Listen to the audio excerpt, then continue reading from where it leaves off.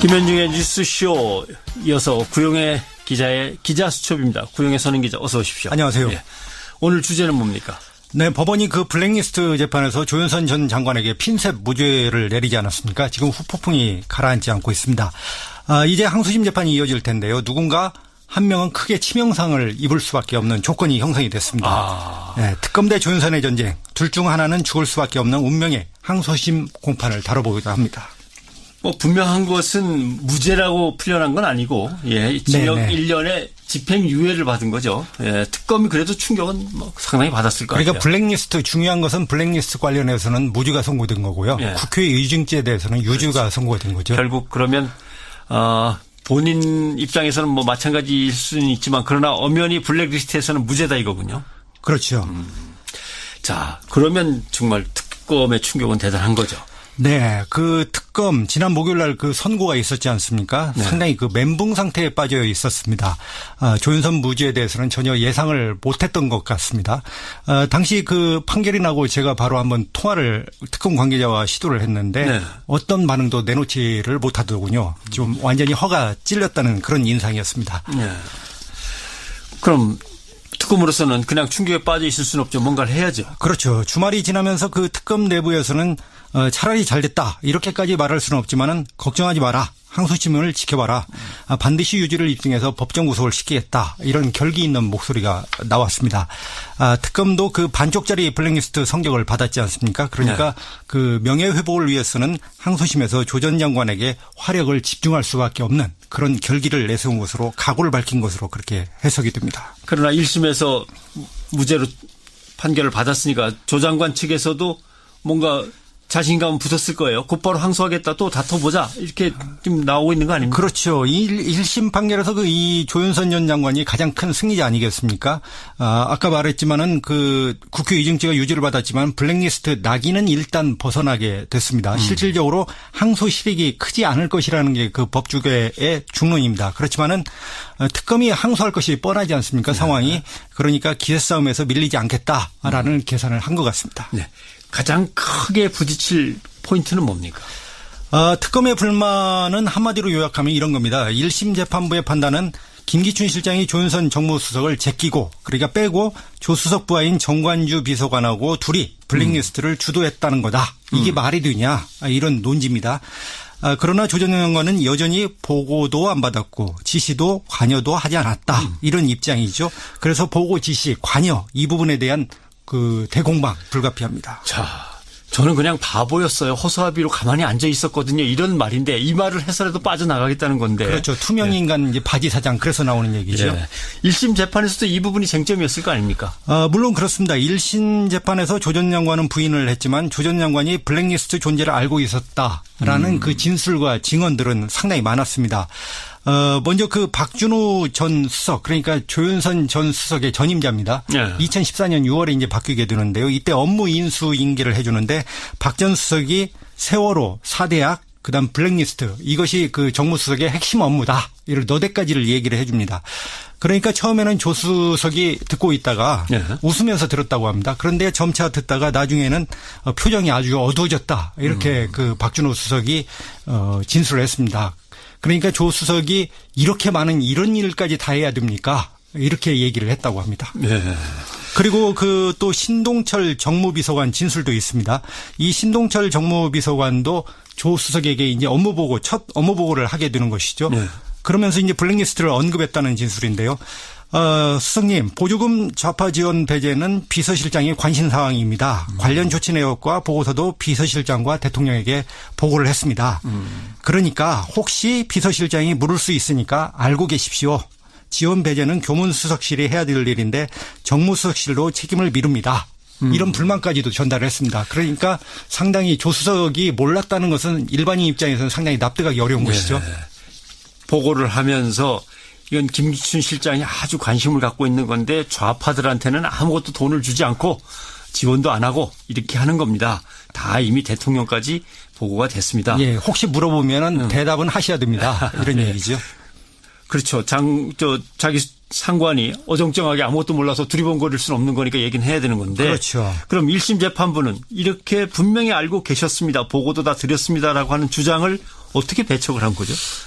그러니까 이제 특검은 재판부가 무죄를 쓰겠다 이렇게 미리 결론을 내렸다 이렇게 해석을 하는 것이죠. 불리한 진술은 배척을 시키고 유리한 진술만 채택을 해서 조 전 장관에게 무죄를 선고했다 이렇게 분석을 하는 것입니다. 이것도 좀 막연한 주장인 것 같은데 재판부가 무죄를 상정하고 유리한 주장들을 다 배척해서 특검이 졌다. 근데 과연 그럼 항소심에서 이런 논쟁은 다시 재현되는 건데 특검은 그럼 어떻게 해야 될 겁니까? 넘어야 될 사안이 좀 커 보이는데요. 사실 좀 판결문을 보면은 납득하기 어려운 면들이 있긴 있습니다. 우선 특검이 그 첫 번째로 넘어야 될 사안은 그 조윤선 이 전 장관이 법률 기름장어 같은 그 달변가입니다. 그러니까 이것을 어떻게 극복할 것이냐 이게 가장 큰 그 숙제로 보이고요. 재판을 지켜보면은 조 전 장관은 법률가 이고 아까 말했듯이 그 달변가인데 쟁점을 교묘하게 요리조리 그 해체해가는 수법이 뛰어났다는 그런 인상을 받았습니다. 해체. 네네. 법정에서 있었던 그 한번 증언을 재현을 해보면요. 검찰 측이 이렇게 조윤선 장관을 상대로 그 신문을 합니다. 그 영화 개구리 그다음에 영화 그 다이빙벨 상영을 청와대가 김기춘 실장이 하지 못하게 막았습니다. 그런데 이제 문체부가 이런 실행을 잘 못한 것이죠. 그러니까 청와대에서 이제 문체부를 질책을 많이 했습니다. 이것을 박영국 문체부 문예정책실장이 진술을 했습니다. 검찰에서 이렇게. 그러니까 검찰이 이 진술을 보여주면서 조 장관에게 묻습니다. 2016년 9월에 문체부 장관에 취임한 뒤 박 실장에게 문체부 보조금 지원 사업의 지원 배제자를 선별하는 메커니즘이 있다는 보고를 받지 않았습니까? 이렇게 이제 묻는 거죠. 그렇죠. 블랙리스트죠. 그러니까 조윤선 장관은 그날 모든 실장의 보고를 연달아 받았습니다. 박 실장 보고는 밤 10시를 넘겨 시작해서 30분쯤 구도로 받았습니다.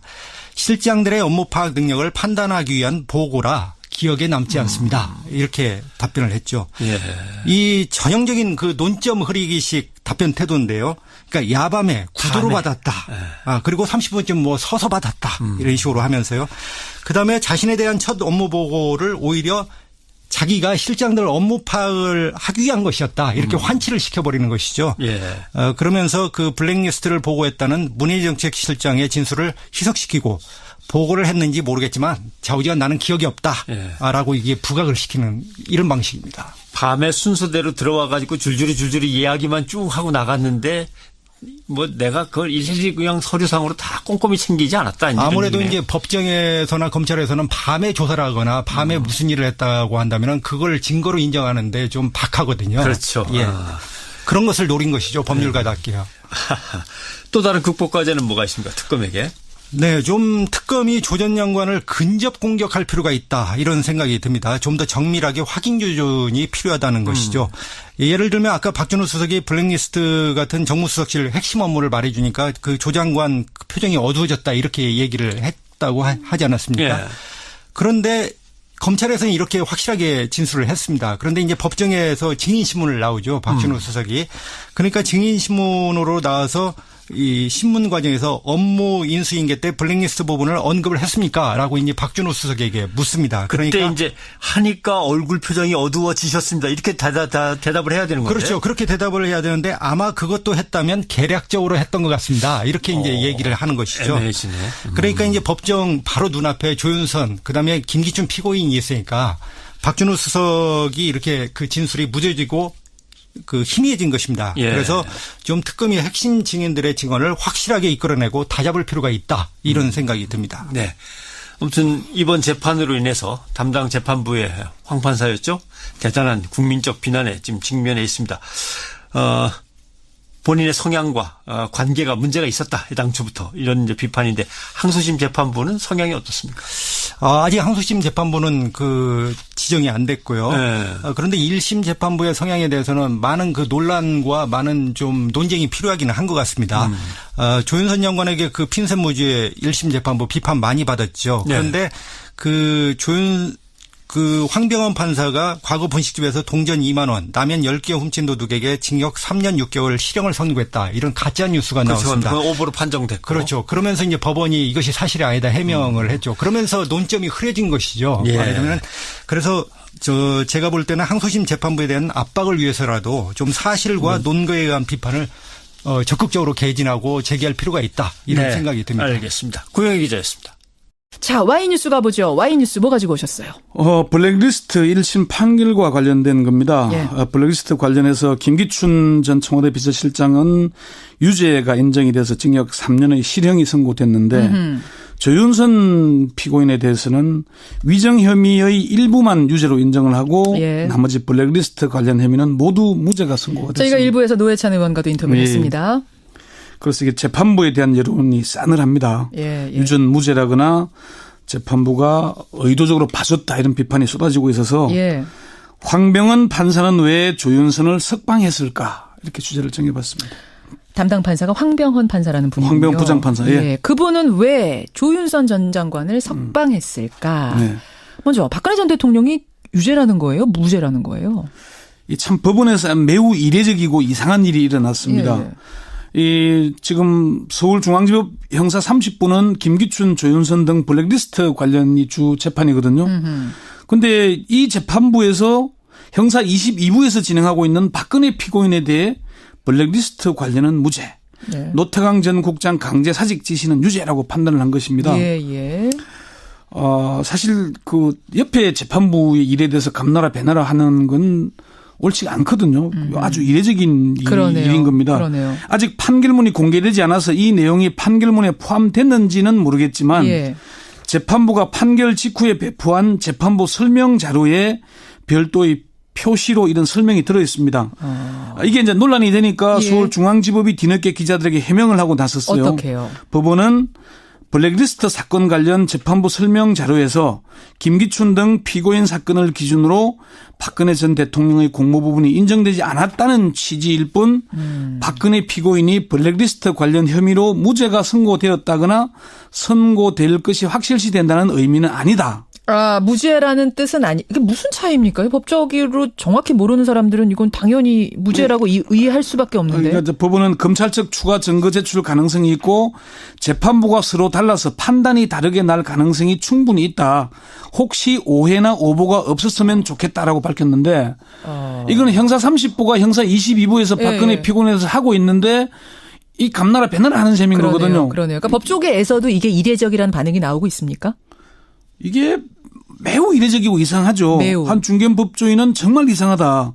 법원에서 추가로 해명 자료를 배포한 것은 법원 스스로 문제가 있다는 걸 인정하는 것이다. 예. 노영희 변호사도 1심 재판부의 설명 자료도 이상한데 예. 법원에서 추가로 해명 자료를 내서 그게 아니라고 해명하는 게 더 이상하다. 해명을 하는 것도 이상하다. 예.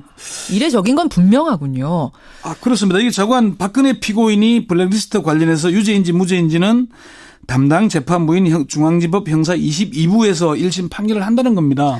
그래요. 특검 관계자들도 아니 박근혜 피고인의 블랙리스트 관련은 심리도 안 했는데 형사 30부가 왜 그게 왜 그런 얘기를 하냐? 예. 왜 언급을 하느냐? 일단 네. 그게 하나가 논란이 됐었고. 예. 자, 오늘의 본 주제. 네. 김기춘 비서실장은 유죄. 네. 비서관도 유죄인데 조윤선 전 장관만 무죄가 났단 말입니다. 이게 뭐 일일이 다 나열하면 너무 이게 길어질 텐데 어쨌건 김기춘 전 대통령 비서실장은 징역 7년이 구형됐지만은 직권 남용과 위정 등의 혐의가 인정이 돼서 실형 3년이 선고가 됐어요. 예.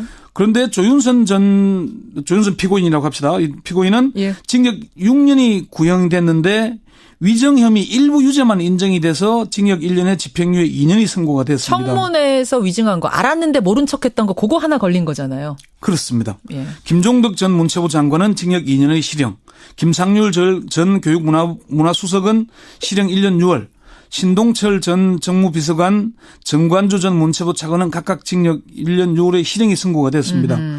담당 재판부가 조윤선 피고인만 핀셋으로 콕 집어서 석방을 한 겁니다. 예. 핀셋 석방이네요. 요즘 참 핀셋이라는 단어 많이 나오게 그러니까 됐네요. 조윤선 전 장관만 콕 집어서 석방하니까 핀셋 무죄가 아니냐. 핀셋 무죄. 예, 그러니까 요즘 초대기업 초고소득자에 대한 부자 정세를 하면서 핀셋 정세라는 말이 나왔는데 신조어가 나왔죠. 예, 이게 핀셋 무죄가 아니냐 이런 얘기가 나오는 겁니다. 그러네요. 박영수 특별검사를 비롯한 특검팀에서는 납득을 할 수가 없다. 상식적으로 도저히 이해가 안 된다는 반응을 보이고 있습니다. 상식적으로 내가 특검이어서가 아니라 예. 상식적으로 이건 말이 안 된다. 박영수 특별검사는 상식이 안 통하는 판결이다. 핵심인 조윤선은 빠지고 나머지는 모두 실형이냐. 예, 예. 항소심에서 충분히 유죄를 입증할 수 있다 얘기를 했고요. 그래서 황병헌 부장판사에 대한 비판이 지금 나오는 거군요. 그렇습니다. 지금 아주 지금 SNS에서 아마 그 검색어에 황병헌이 아마 1, 2위를 하고 있을 맞습니다. 겁니다. 어제부터 예. 계속이요. 이게 지금 그 비난 내용이 두 가지인데 하나는 혹시 라면 도둑 기억이 나십니까?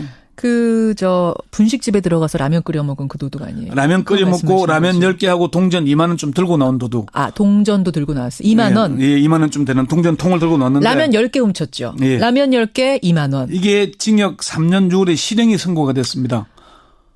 근데 물론 이 실형 부분은 위헌이 판결이 났어요. 나중에는. 예, 특가법이 위헌이다라고 해서 아마 이 법령은 고치고 있는데. 최초 판결은 어쨌든 징역 3년 6월이었습니다. 예, 그런데 이게 이제 황 부장 판사가 판결한 것처럼 비교를 해서 이제 비난 여론이 돌고 있는데 제가 이 새벽까지 아무리 확인을 해봐도 황 부장 판사가 내린 판결인지는 아직 확인이 되지 않았습니다. 아직은 팩트 못 찾으셨어요. 예, 예. 이거는 찾으면 알려주세요. 예, 다른 하나는 황병헌 부장 판사가 최순실 사태에 분노해서 검찰청사에 포크레인을 몰고 돌진한 그 40대 남자에 대해서 있었죠. 예, 징역 2년의 실형을 선고했거든요. 그거는 황 판사가 한 게 맞습니까? 네, 맞습니다. 그러니까 이 판결과 조윤선 피고인의 블랙리스트 무죄를 비교하면서 예. 황 부장 판사에 대한 비판 여론이 높아지고 있습니다. 아주 높습니다, 지금. 그렇더라고요. 예. 네. 뭐 심지어 뭐 판사 끝나고 김현장 취직 준비하는 것도 아니고. 그런 얘기까지 나와요? 뭐 그런 판결을 할 수 있냐 이런 얘기들이 쏟아지고 있습니다. 자, 특검이 어떻게 항소합니까? 네. 박영수 특별검사는 당연히 항소할 것이다. 그래서 유죄를 입증할 것이라고 자신감을 나타내고 있고요. 예. 따라서 피고인들도 항소할 것이고 블랙리스트 재판은 2라운드에 접어들게 됐습니다. 특검의 한 관계자는 축구로 치자면은 이제 전반전이 끝났을 뿐이다. 전반전. 경기가 끝난 게 아니다. 후반전을 지켜봐 달라라고 얘기를 했습니다. 오늘의 Y. 자, 예. 그렇다면 재판부는 왜 비서관이고 뭐고 다 실형인데 조윤선 피고인만 무죄를 내렸을까? 석방했을까? 왜입니까?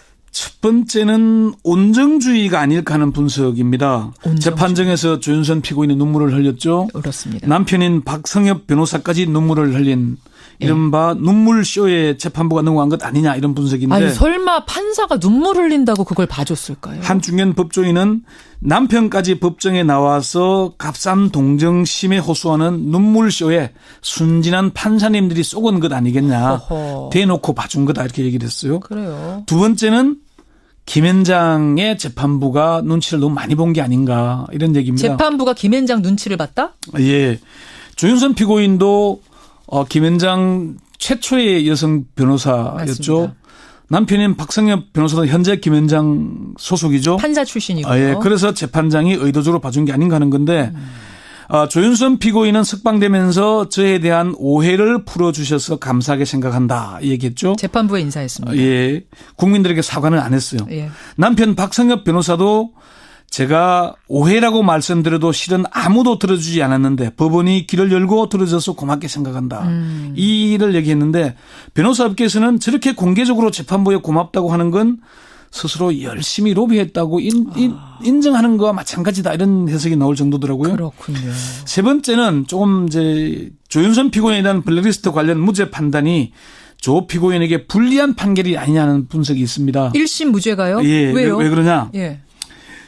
이게 무죄를 선고했는데 가만히 놓으니까 비서실장도 유죄, 비서관도 유죄인데 중간에 낀 수석만 무죄면은 도대체 수석은 뭐 하는 사람이냐?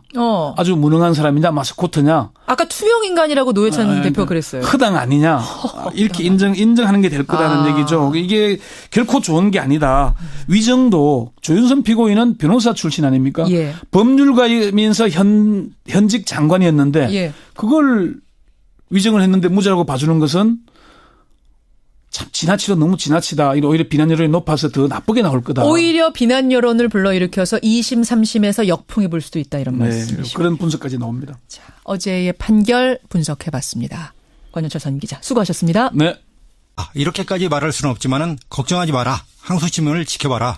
반드시 유죄를 입증해서 법정 구속을 시키겠다. 이런 결기 있는 목소리가 나왔습니다.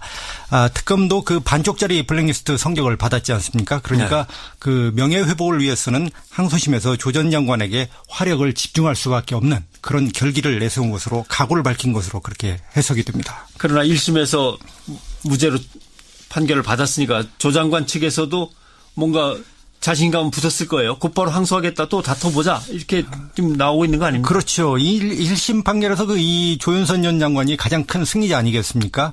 아까 말했지만은 그 국회 위증죄가 유죄를 받았지만 블랙리스트 낙인은 일단 벗어나게 됐습니다. 실질적으로 항소 실익이 크지 않을 것이라는 게 그 법조계의 중론입니다. 그렇지만은 특검이 항소할 것이 뻔하지 않습니까? 상황이.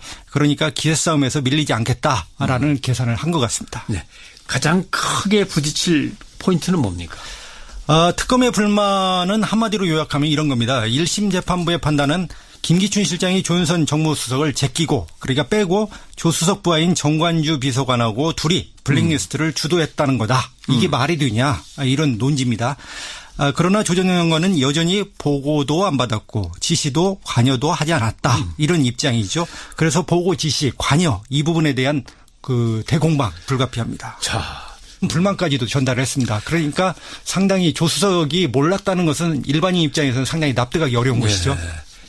보고를 하면서 이건 김기춘 실장이 아주 관심을 갖고 있는 건데 좌파들한테는 아무것도 돈을 주지 않고 지원도 안 하고 이렇게 하는 겁니다. 다 이미 대통령까지 보고가 됐습니다. 예, 혹시 물어보면은 대답은 하셔야 됩니다. 이런 얘기죠. 그렇죠. 자기 상관이 어정쩡하게 아무것도 몰라서 두리번거릴 수는 없는 거니까 얘기는 해야 되는 건데. 그렇죠. 그럼 1심 재판부는 이렇게 분명히 알고 계셨습니다. 보고도 다 드렸습니다라고 하는 주장을 어떻게 배척을 한 거죠?